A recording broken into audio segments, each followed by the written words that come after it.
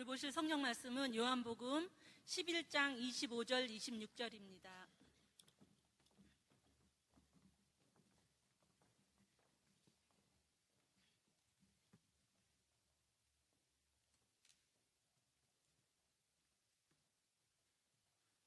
예수께서 이르시되 나는 부활이요 생명이니 나를 믿는 자는 죽어도 살겠고 무릇 살아서 나를 믿는 자는 영원히 죽지 아니하리니 이것을 내가 믿느냐. 오늘 영생에 이르게 하는 믿음이라는 제목으로 박상규 목사님 말씀 전하실 때 큰 은혜 받으시기 바랍니다.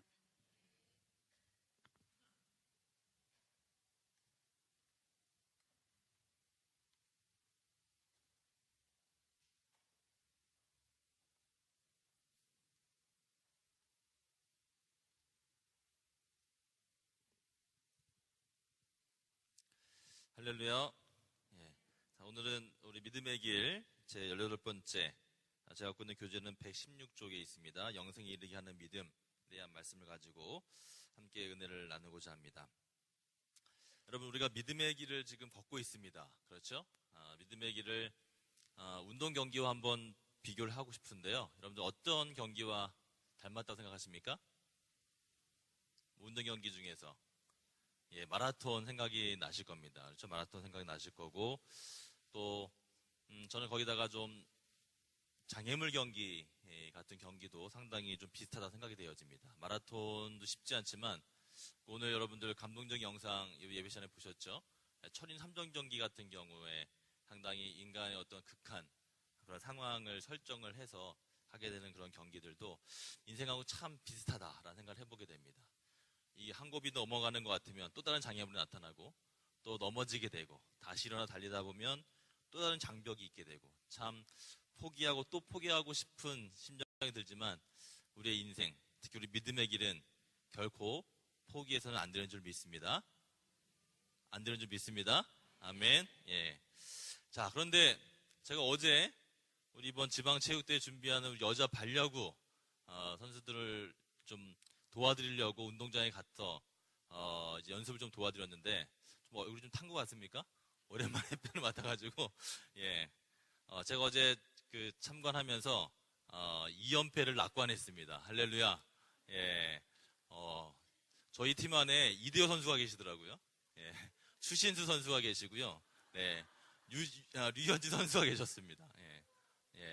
뭐 어찌나 잘 발로 또 타격도 잘하시고 수비도 잘하시고 물론 알까는 분도 계셨지만 그러나 어제 제가 몰랐어요. 2년 전에 족구 우승했을 때 저는 연습도 많이 하신 줄 알고 있었는데 그 후일담을 들어보니까 한 번도 연습 안 하시고 2년 전에 우승을 했는데 어제도 연습했고 또 오늘도 또 이제 예배 마치고 우리 연습하러 또 갈 겁니다. 가서 할 거니까 아마 이번에 좋은 결과가 있지 않을까 조심스럽지만 한번 예상을 해보면서 제가 여기 리스트가 있는데요.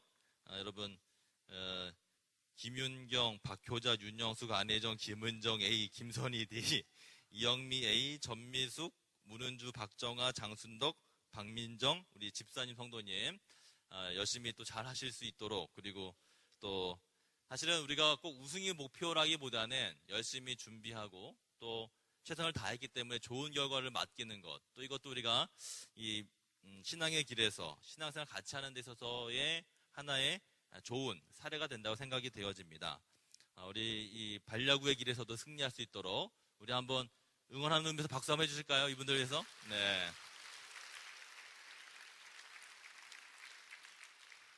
혹시 마음에 동하시는 분은 초코파이가 중요하더라고요. 어제 초코파이 먹기 전과 후의 타격이 파울과 홈런이 나타나는 결과를 봤으니까 여러분들이 이제 17일 우리 함께 다 응원 오셔야 되고요. 할렐루야. 함께 응원하실 때 초코파이 이렇게 한두 개씩 가져오셔서 선수들 주시면 아마 모든 팀들을 물리치고 좋은 결과가 있지 않을까 생각이 되어집니다. 자, 여러분, 영생 이르게 하는 믿음, 우리가 믿음의 길을 가고 있습니다.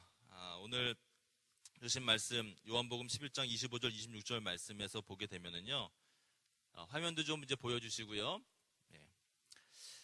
자, 여러분, 구원에 이르는 믿음 우리가 함께 좀 살펴봐야 되는데요. 자, 지난 시간을 우리가 다시 한번 돌이켜보면서 여러분, 우리 구원이라고 하는 이 사건은 우리가 뭐와 함께 이룬다고 말씀드렸죠? 회개의 사건과 함께 이루어지는 겁니다.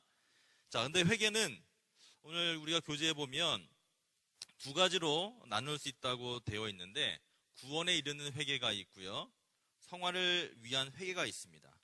좀 설명을 드리면은요, 주님을 몰랐던 이제 불신자가 주님을 만나서 우리가 존 웨슬리 목사님이 회심했던 것을 기억하는 것처럼 회심의 사건이 이루어지게 되면 어떻게 됩니까, 여러분? 구원에 이르게 됩니다. 믿으시죠?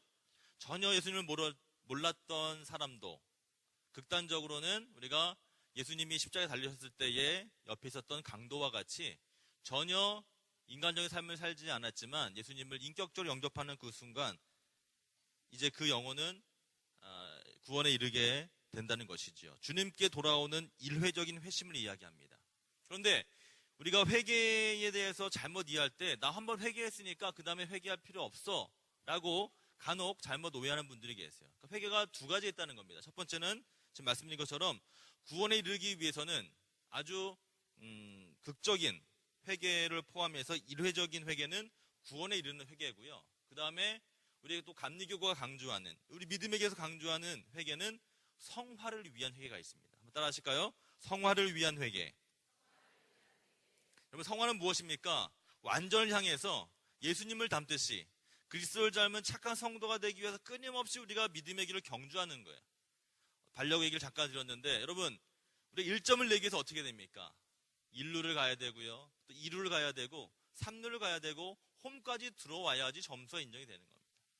아무리 잘해서 3루까지 갔지만 거기서 그 회가 마감이 되면은요, 점수를 한 점도 얻을 수가 없어요. 여러분, 성화도 이와 같다고 생각이 되어집니다.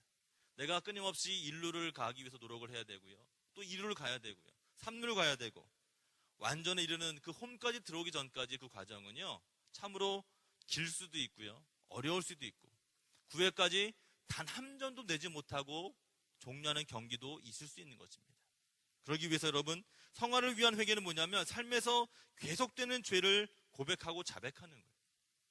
회개는 일회적인 회개도 참 중요하지만 이미 믿은 우리들에게 있어서 중요한 회개는 무엇입니까? 이젠 성화를 위한 회개인 줄로 믿습니다.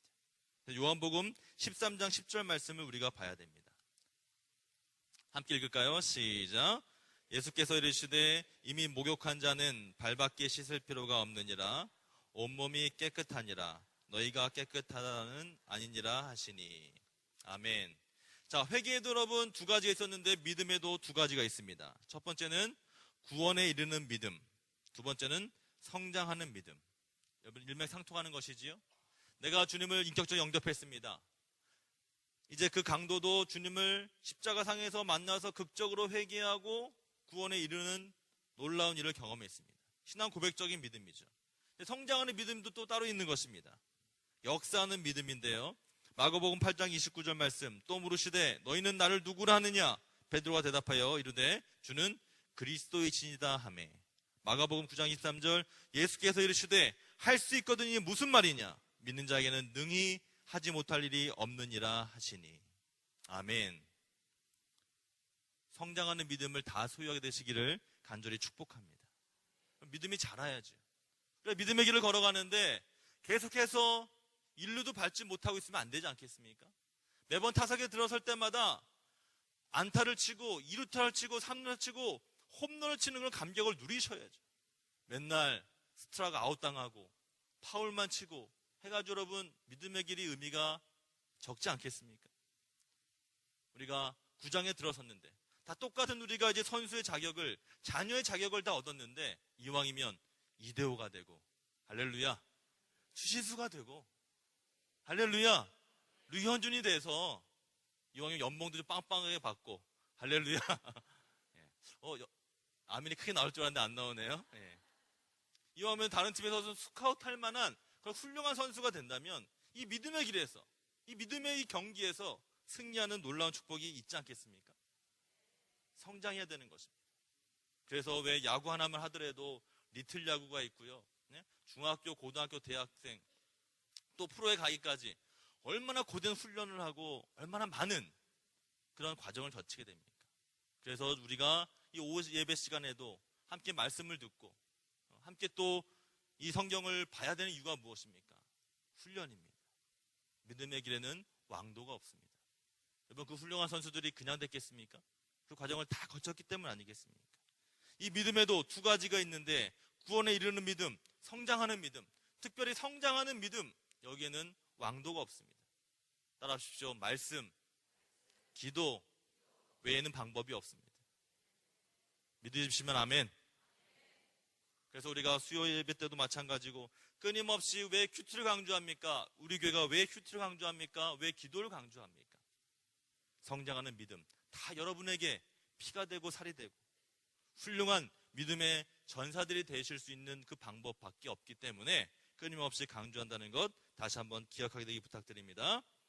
자, 3번은 구원에 이르는 믿음은 곧 구원에 이르게 한다라고 되어 있습니다. 요한복음 3장 16절에서 18절 말씀, 오늘 주셨던 귀한 본문의 말씀이죠. 우리 다시 한번 크게 여러분들 함께 읽겠습니다. 시작.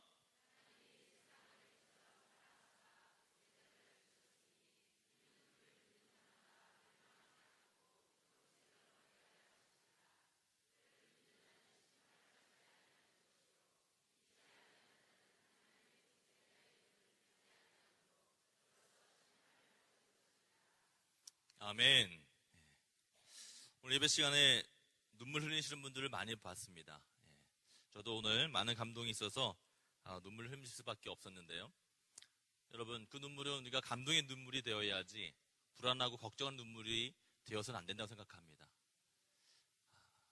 아주 담임 목사님 계셔서 좀 죄송합니다지만 돌직구로 던지셨어요. 예, 그 성도 안에서도 정말 우리가 이 안에서도 혹시라도 정말 영혼 구원에 들 수 없는 사람이 있다면 여러분 얼마나 우리가 무시무시한 일이고 그리고 우리가 회개해야 될 일이겠습니까?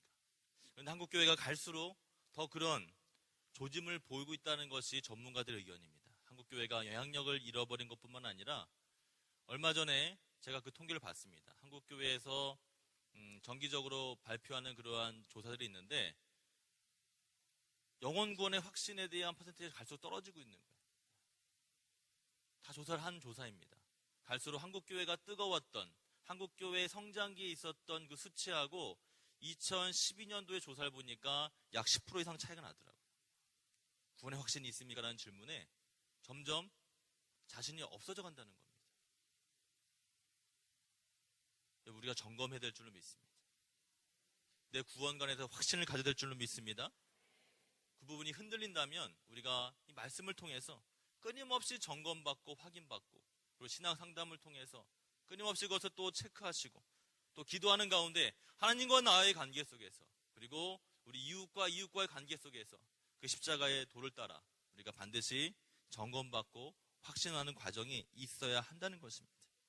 오늘 말씀이 그것을 증거하고 있습니다. 오직 예수 그리스도 그분 한 분만 붙잡으로 인하여 우리의 신앙이 확인될 뿐만 아니라 우리 모두 다 천국 백성 되어진 확신감을 가지고 믿음의 길을 또 한 걸음 한 걸음 걸어나가는 우리 초성중앙교회 모든 성도님들 되시기를 다시 한번 간절히 주님의 이름으로 부탁을 드립니다. 자, 구원은 무엇일까요? 끊임없이 교제에서 계속해서 확인합니다. 우리에게 믿음을 확인하고 있고요. 회개를 확인하고 있고요. 그리고 구원을 확인하고 있습니다. 자, 구원에 대해서 교제는 또한 세 가지를 이야기합니다. 구원은 무엇입니까? 첫 번째, 죄를 용서함 받아 의인이 되고 거듭남으로 하나님의 자녀가 되는 것입니다. 누가복음 15장 32절 말씀을 함께 읽습니다. 시작. 이노의 동생은 죽었다가 살아났으며 내가 잃었다가 얻었기로 우리가 즐거워하고 기뻐하는 것이 마땅하다 하니라. 골로새서 1장 14절입니다. 시작. 그 아들 안에서 우리가 속량 곧 죄사함을 얻었도다. 로마서 8장 15절 시작. 너희는 다시 무서워하는 종의 영을 받지 아니하고 양자의 영을 받았으므로 우리가 아빠 아버지라고 부르짖느니라. 아멘. 여러분, 우리는 다 죄인입니다. 믿으십니까? 근데 용서함 받은 의인이 되었습니다. 이것을 의인화라고 말씀드렸습니다. 내가 잘나서가 아니라 내가 뛰어나서가 아니라 오직 전적인 하나님의 은혜로, 우리 감리교 용어로는 선행하시는 하나님의 은총, 선행 은총으로 인해서 우리에게 거듭남의 하나님의 자녀된 축복을 주신 것입니다. 여기에 대한 확신, 여기에 대한 기쁨과 감사가 어떻게 보면 그 신원을 보증한다 생각이 되어집니다. 예를 들면 이런 겁니다. 운동 얘기를 했으니까 세계에서 가장 몸값이 비싼 선수들, 야구에서는 메이저리그 선수들이죠. 아까 말씀드린 우리는 한국의 대표적인 선수들이 지금 이제 메이저리그에서 이디오는 선수는 일본에 있지만 지금 열심히 뛰고 있습니다. 자, 메이저리그 선수다라고 하면 뭐예요, 여러분? 신원이 보증되는 것입니다. 적어도 실력은 세계 최고의 선수들이 모여있다는 것이 증명이 되는 것이죠. 자, 하나님의 자녀다, 구원받은 하나님의 백성이다, 바로 신원 보증이 되는 줄 믿으시기 바랍니다. 세상 마귀가 여러분 하나님의 자녀를 공격합니다. 왜요? 마귀는 반드시, 마귀 역할이 뭡니까? 잘 믿는 성도들을 유혹하고 미혹해서 하나님 믿지 못하게 의심하게 만드는 것이 마귀의 역할 아닙니까? 그래서 우리가 흔히 이야기하는 것처럼 뭔가 내 삶에 자꾸 시험이 오고 하는 사업이 안 되고 뭔가 건강에 문제가 생기고 끊임없이 하나님 앞에 내가 분명히 죄를 지은 일이 아닌데 나한테 그런 어떤 어려움과 고난이 왔을 때에는 마귀가 나를 건드리기 시작한 거거든요. 여러분, 그럴 때는요, 오히려 나는 신원 보증이 됐구나 라고 하는 자신감을 가질 필요도 있습니다. 할렐루야. 가만히 있으면은요, 아무 일 없는 분들은 아무 일 없는 게 문제일 때가 많아요. 하나님과의 관계가 단절되고 기도도 안 되고 말씀도 안 보면은요, 마귀란 놈은 건들지도 않습니다. 왜요? 자기가 알아서 유혹받고 미혹받고 다 하는데, 건드리지 않아도 본인이 다 되짚고 다니는데 뭐하러 건드립니까? 아주 중요한 진리가 이 안에 들어있는 것 같습니다. 하나님의 자녀가 되는 그 같은 신원보증이 되신 분들, 어려움이 있고요, 물질의 궁핍함, 건강의 문제, 관계가 깨어짐, 뭔가 내가 제대로 신앙생활 하려고 하는데 구원받은 백성으로서 죄를 용서함 받은 의인이 되었기 때문에, 거듭났기 때문에 마귀가 건드리는 것입니다. 그럴 때일수록 너무 힘들어하고 포기하고 자포자기하는 것이 아니라 더 기도하고 능히 그 유혹을 승리로 이끄셔서 하나님의 자녀되는 놀라운 축복의 승전가를 울리게 되시기를 또한 주님의 이름으로 부탁을 드립니다. 두 번째, 구원에 대해서는 그리스도가 내 안에 사심으로 삶이 풍성해진다라고 하는 특징이 있습니다. 성경 구절이 많이 나오는데요, 또 함께 같이 읽어보겠습니다. 골로새서 1장 27절입니다. 시작. 하나님이 그들로 하여금 이 비밀의 영광이 이방인 가운데 얼마나 풍성한지를 알게 하려 하십니다. 이 비밀은 너희 안에 계신 그리스도시니 곧 영광의 소망이니라. 요한복음 10장 10절입니다. 도둑이 오는 것은 도둑질하고 죽이고 멸망시키려는 것뿐이요, 내가 온 것은 양으로 생명을 얻게 하고 더 풍성히 얻게 하려는 것이라. 에베소서 4장 13절 말씀입니다. 우리가 다 하나님의 아들을 믿는 것과 아는 일에 하나가 되어 온전한 사람을 이루어 그리스도의 장성한 분량이 충만한 데까지 이르리니. 아멘. 여러분의 신앙생활 할 때에 분명히 고난이 있습니다. 어려움이 있습니다. 그런데 우리 주님께서는 늘 그 어려움, 고난에 있기를 원하시는 분이 아니십니다. 무슨 말씀입니까? 우리 삶 가운데, 내가 이 땅에서의 삶 가운데서도 풍성한 삶을 누리기를 주님이 원하십니다. 하나님이 복을 주기 원하시는데, 축복해 주기 원하시는데, 늘 문제는 뭐냐면 우리가 준비가 안 되는 경우가 많이 있는 것 같아요. 예를 들면 이 물을 이 컵에 담고 있지 않습니까? 축복의 이 물을 하나님이 부어주시는데 이 그릇이 준비되어 있지 않으면 물을 담을 수 없다는 것이죠. 그러므로 그리스도가 내 안에 사신다고 하는 분명한 확신이 있으셔야 됩니다. 그리고 그 삶이 풍성해지기 위해서 결국은 주님이 말씀하신 그 비밀을 알아가는 과정이 필요한 것이죠. 이 땅의 삶에서도 누리시는 풍성함이 있게 되기를 주님의 이름으로 부탁을 드립니다.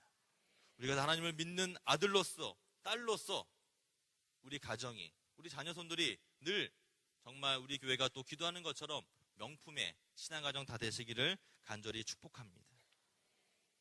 자, 세 번째, 구원에 대한 내용에서요, 영원한 생명을 얻으며 하늘나라에서의 후사로서 유업을 상속받는다라고 하는 특징, 여기서 우리가 함께 말씀을 살펴보도록 하겠습니다. 요한복음 11장 25절에서 26절 말씀입니다. 시작. 예수께서 이르시되 나는 부활이요 생명이니 나를 믿는 자는 죽어도 살겠고 무릇 살아서 나를 믿는 자는 영원히 죽지 아니하리니 이것을 내가 믿느냐. 아멘. 여러분, 이 땅에서의 풍성함을 이야기할 때 아멘이 큰데 나중에 하늘나라에서의 후사로서의 유업을 상속받습니다. 이 부분은 더 크게 아멘을 하셔야 될 줄은 믿습니다. 예. 아멘. 찰나의 것, 눈앞에 보이는 이익을 쫓다가 죄송합니다. 쫄딱 망하는 분들도 많이 계시다고 합니다. 그렇죠? 당장의 이익에 의해서 그 다음에 큰 것을 보지 못하는 것이죠. 그 대표적인 게 무엇일까요? 저는 기독교의 진리, 이 복음의 진리에 있다고 생각이 되어집니다. 우리가 이 땅에서 풍성함을 우리가 구하고 기도할 때가 많이 있습니다. 그런데 더 큰 것, 하나님께서 예비하신 그 하늘나라의 유업을 상속받는다는 것, 사실 이것을 우리가 미리 경험했다라면 고민할 필요가 없을 것 같은데 우리가 그것을 경험하지 못하다 보니까 그거에 대한 믿음은 있는 것 같은데 자꾸 뭔가 비교하게 되는 거 아닌가 이런 생각을 해보게 됩니다. 여러분, 그래서 말씀이 중요하고 신앙의 선배님들의 말씀, 그리고 우리 믿음의 그런 가문에서 계속 이어지는 그 상속이 얼마나 중요합니까? 그것을 깨닫게 되고 잘 모르지만 배우게 되고 알게 되고 예측하게 되고 믿음으로 고백하게 될 때 그 유업의 상속이 얼마나 큰지, 하나님의 상급이 얼마나 귀하고 감사한지에 대해서 우리들이 감히 짐작하고 그것을 위해서 더욱더 기도하게 되는 것입니다. 사랑성도 여러분, 우리가 부활이요 생명이신 예수 그리스도 그 주님을 믿음으로 말미암아 우리 영적인 세계에 대한 눈이 활짝 띄어지기를 간절히 축복합니다. 그럴 때에 이 땅에서의 그 삶에 대한 부분들도 능히 감당할 수 있는 힘이 거기서 나오는 것이죠. 여러분, 천국과 지옥 그 자체에 대한 논의를 싫어하는 사람이 점점 늘어나고 있다고 합니다. 주로 무신론자들 혹은 과학의 발전을 인해서 이 시대가 이 포스트 모더니즘 시대의 가운데 특징 중에 하나가 이 상대적인 거를 가는 거거든요. 절대적인 게 없다는 것입니다. 그래서 천국과 지옥은 그냥 하나의 교리일 뿐이고 하나의 종교의 주장일 뿐이라는 주장들을 이제는 아주 쉽게 하고 있는 것 같습니다. 근데 제가 아주 중요한 그러한 이야기를 하나 들어서 여러분에게 나눠드리고 싶습니다. 주로 유신론과 무신론에 대한 그런 논쟁에 대한 얘기를 많이 들으셨을 텐데 한 유명한 목사님이 이렇게 말씀하시더라고요. 자, 유신론과 무신론이 싸울 때에 만약에 정말로 하나님이 계시지 않다, 정말로 천국과 지옥이 존재하지 않는다 라고 했을 때 과연 누가 손해할 것이냐에 대해서 논쟁이 붙었다고 합니다. 그런데 결국은 뭐였냐면 무신론인 사람이 하나님이 만약에 무신론의 주장은 뭡니까? 하나님 없다는 거 아닙니까? 그렇죠? 천국과 지옥이 없다라는 것이거든요. 그런데 만약에 하나님이 계셨을 때에 받게 되는 그 두려움과 공포의 수치가 유신론자가 만약에 하나님이 계시지 않다라고 하는 부분들에 대한 그 공포와 어려움의 지수보다 3배 이상 크게 나왔다는 그런 발표를 하는 것을 들은 적이 있습니다. 자, 무슨 얘기입니까, 여러분? 결국은 무신론자들이 하나님이 없다라고 끊임없이 주장하면서도 속으로는 만약에 하나님이 계시다면, 만약에 천국과 지옥이 있다라고 하면 나는 어떻게 되는 것인가에 대한 그 두려움과 공포가 훨씬 더 크다는 것을 반증하고 있는 것이죠. 우리가 이왕의 신앙생활을 하고 있는데 우리는 그런 저차원적인 논란에서는 자유로운 사람들이지만 우리가 하나님께서 말씀하신 그 복음의 진리, 더 나아가서 영원한 생명에 대한 가치를 품고 살아가는 우리에게 있어서 그만큼 잘하신 선택, 그리고 우리는 이제 그 구원의 반열에 든 사람으로서 이제 믿음의 길을 더 잘 가기 위해서 반력으로 비유하자면 이제는 우리가 1루뿐만이 아니라 2루, 3루 이제 홈베이스를 향해서 끊임없이 전진해 나가는 우리들이기 때문에 그 고민의 깊이가 달라져야 하고 믿음의 삶의 질이 달라져야 하고 우리 이웃들과 함께 살아가며 더불어 살아가면서 있어서도 우리는 이제 그 사람들에게 모범이 되어줄 뿐만 아니라 복음을 증거할 수 있는 믿음의 전사들이 다 되어야 한다는 결론을 오늘 우리에게 주시고 계신 것입니다. 사랑성도 여러분, 이 시대의 베드로 되시기를 간절히 축복합니다. 이 시대의 사도 바울 되시기를 간절히 축복합니다. 이제 그 천국을 향하여 우리가 끊임없이 전진해 나가는 그 성화의 과정 가운데 있는 우리들이기 때문에 이제는 낮은 차원의 고민이 아니라 보다 높은 차원의 고민, 우리의 삶에 있어서의 많은 부분들을 우리가 선택하고 결정해야 하는 순간에 있어서도 이제는 영적인 부분들의 가치를 더 가지시고 노력하고 수고할 수 있는 여러분과 제가 되기를 간절히 소원합니다. 그렇다면 우리가 사모해야 될 영원한 천국, 그리고 주님을 영접하지 않았을 때 가게 되는 지옥은 과연 어떤 곳일까요? 오늘 본문은 이렇게 이야기합니다. 자, 마태복음 12장 28절, 현재적 측면에서의 천국입니다. 함께 읽습니다. 화면 보여주시고요. 마태복음 12장 28절입니다. 시작. 그러나 내가 하나님의 성령을 힘입어 귀신을 쫓아내는 것이면 하나님의 나라가 이미 너희에게 임하였느니라. 아멘. 자, 현재적 측면에서의 천국은 여러분 이미 우리 가운데 임한 곳이기도 합니다. 믿으십니까? 또 우리가 가야 할 나라가 바로 하나님의 나라. 이와 같은 이중적인, 그러니까 두 가지 의미의 그런 의미를 갖고 있는 것이 천국입니다. 그렇다면 미래에는 어떠한 천국이냐? 베드로후서 1장 10절에서 11절 말씀 시작. 그러므로 형제들아 더욱 힘써 너희 부르심과 택하심을 굳게 하라. 너희가 이것을 행한즉 언제든지 실족하지 아니하니라. 이같이 하면 우리 주 곧 구주 예수 그리스도의 영원한 나라에 들어감을 넉넉히 너희에게 주시리라. 아멘. 자, 지옥의 불에 대해서 우리가 함께 생각을 해보겠습니다. 요한계시록 20장 11절 15절 말씀을 같이 읽습니다. 시작. 또 내가 크고 흰 보좌와 그 위에 앉으신 이를 보니 땅과 하늘이 그 앞에서 피하여 간 데 없더라. 또 내가 보니 죽은 자들이 큰 자나 작은 자나 그 보좌 앞에 서 있는데 책들이 펴있고 또 다른 책이 펴졌으니 곧 생명책이라. 죽은 자들이 자기 행위를 따라 책들에 기록된 대로 심판을 받으니 바다가 그 가운데에서 죽은 자들을 내주고 또 사망과 음부도 그 가운데서 죽은 자들을 내주매 각 사람이 자기 행위대로 심판을 받고 사망과 음부도 불못에 던져지니 이것은 둘째 사망 곧 불못이라. 누구든지 생명책에 기록되지 못한 자는 불못에 던져지더라. 아멘. 마태복음 3장 12절 말씀도 함께 이어서 읽겠습니다. 시작. 손에 키를 들고 자기의 타작마당을 정하게 하사 알곡은 모아 곡간에 들이고 쭉정이는 꺼지지 않는 불에 태우시리라. 아멘. 여러분, 천국과 지옥이 잘 대비되어 있는 본문 말씀입니다. 여러분, 우리가 어디에 가야 되겠습니까? 오늘 주신 말씀, 우리 오전 예배부터 오후 예배까지 끊임없이 강조되는 말씀, 구원에 이르는 모든 백성 우리가 다 되어야만 합니다.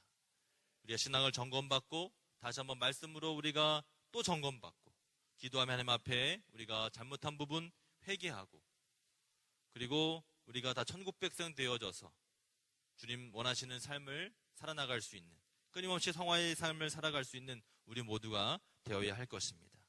성도 여러분, 지옥의 끔찍한 그와 같은 이 표현들을 우리가 기억을 해야 될 줄로 믿습니다. 각 사람이 자기의 행위대로 심판받더라. 하나님은 지금도 우리의 모든 삶의 부분들을 다 기록하시고 생명책에 기록되어 있는 대로 하나님은 이제 영원한 생명을 허락하실 뿐만 아니라 영원한 심판도 하시는 분이십니다. 끊임없이 불타는 그곳 지옥에 우리의 가족들이, 우리의 지인들이 그곳에 있다고 생각을 해보십시오. 우리가 왜 전도해야 하는지 더 이상 강조하지 않아도 우리는 분명히 알게 되는 것입니다. 오늘 이 18과를 통해서 영생 이르게 하는 믿음, 이 과를 통해서 우리가 알아야 하는 구원에 이르는 믿음, 마음 열게 나오는 그 사례에 대한 예화를 말씀드리고 오늘 말씀을 마치고자 합니다. 여러분, 계란 좋아하시죠? 우리가 부활절, 또 영생에 대한 부분을 이야기할 때마다 꼭 강조하고 이야기하는 것이 바로 이 계란입니다. 그런데 이 계란이 이제 후라이를 한다고 생각했을 때 여러분, 껍질이 깨지는 순간에 다시 살 가능성이 없어지는 것은 잘 알고 계실 겁니다. 육이 깨지는 순간에 영원한 끝장이 되는 것이지요. 그런데 같은 계란이라 할지라도 후라이에 쓰여지는 계란이 있고 같은 계란이라 할지라도 그 계란을 어미가 품었을 때에 같은 껍질이 깨졌을 때 어떤 결과가 나오게 됩니까? 전자의 계란은, 후라이에 쓰여지는 그런 계란은 그냥 한 사람의 입맛을 돋궈주고 먹게 하는 그러한 음식에 지나지 않겠지만 어미가 품었을 때에 그 계란은 그 달걀이 껍질이 끼어질 때에 새로운 삶이, 새로운 생명이 또다시 나오게 되는 것입니다. 여러분, 어떤 인생이 되길 원하십니까? 참 무서운 이야기죠. 그냥 후라이 같은 계란이 될 것인가?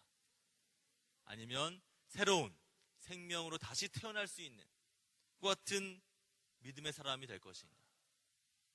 하나님은 우리에게 끊임없이 후자의 삶을 살라고 강조하시고, 박상규 목사도 강조하고, 할렐루야, 우리 정현수 담임 목사님은 더더욱 강조하시고.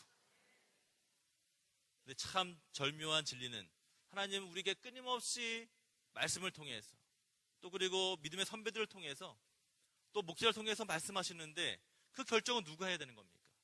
여러분이 하시는 겁니다. 그것을 자율의지라고 이야기합니다. 하나님은요, 그것만큼은 어떻게 하나님도 못하세요. 끊임없이 결정하라고 우리에게 문을 두드리시고 또 두드리신 것입니다. 오늘 말씀을 마무리합니다.